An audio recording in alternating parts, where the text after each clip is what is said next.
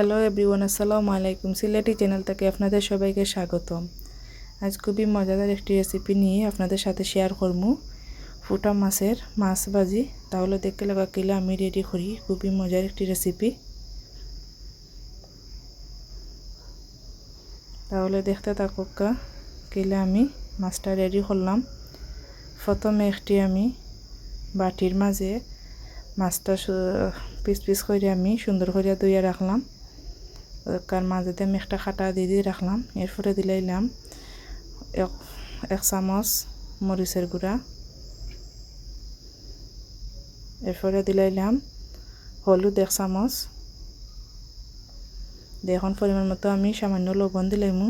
লবণ দিয়া সুন্দর করে আমি মাছটা একটু মেকিং করে লিমু, ওদেরকে খুব সুন্দর করিয়া যাতে সব দিকে মাছটা লাগে। সম্পূর্ণ মাছটারে আমি মাখাইলাম। এখন আমি 5 মিনিটের লাগে রাখলাম। রাখার পরে এখন একটি চুলার মাঝে একটি কড়াই বইলাম। কড়াইয়ের মাঝে আমি অল্প পরিমাণ প্রথমে লবণ দিয়া একটু জাল করলাম। এরপরে তেল দিলাইলাম। এখন মাছটা দিলাইলাম। অদক্কা এক করে প্রতিটা মাছ আমি দিলাইলাম। দেওয়া এখনকে আমি এক সাইড তল সাইড হয়ে গেছে আমার। এখন পরের সাইড উল্টাইলাম মাছের সব দিক দিকটা। দক্কা খুব অল্প টাইমে আপনারাও সেমভাবে রেডি করতে পারবা খুব অল্প সময়ের মধ্যে। এখন আমার সবগুলা মাছ আমি উঠাই লিমু। দক্কা মাছটা ভাজা হয়ে গেল। তখন দিলাইলাম পরিমাণ মতো পেঁয়াজ বাটা।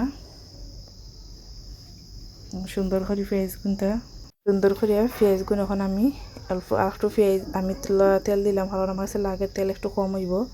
এর কারণে এখনকে আমি বাকি সব উপকরণ মশলা গুণ দিলাইলাম।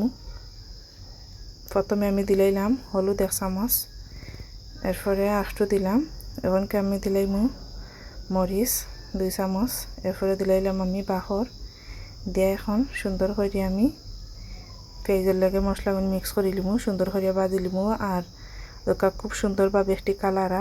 আর আগুনটা আপনারা সবসময় কমিয়ে রাখবা, কারণ মশলা ভাজাত গেলে এটা স্লো থাকলে খুব সুন্দরভাবে ভাজা হয় মশলাটা।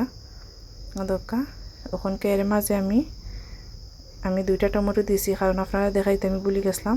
এরপরে আমি দরকার টমেটোটা মজানি পরে মাছগুলো দিলাইলাম। দিয়ে সুন্দর করে এখন একটু মেকিং করে আমি রেডি হয়ে গেল আমার মাছ ভাজি।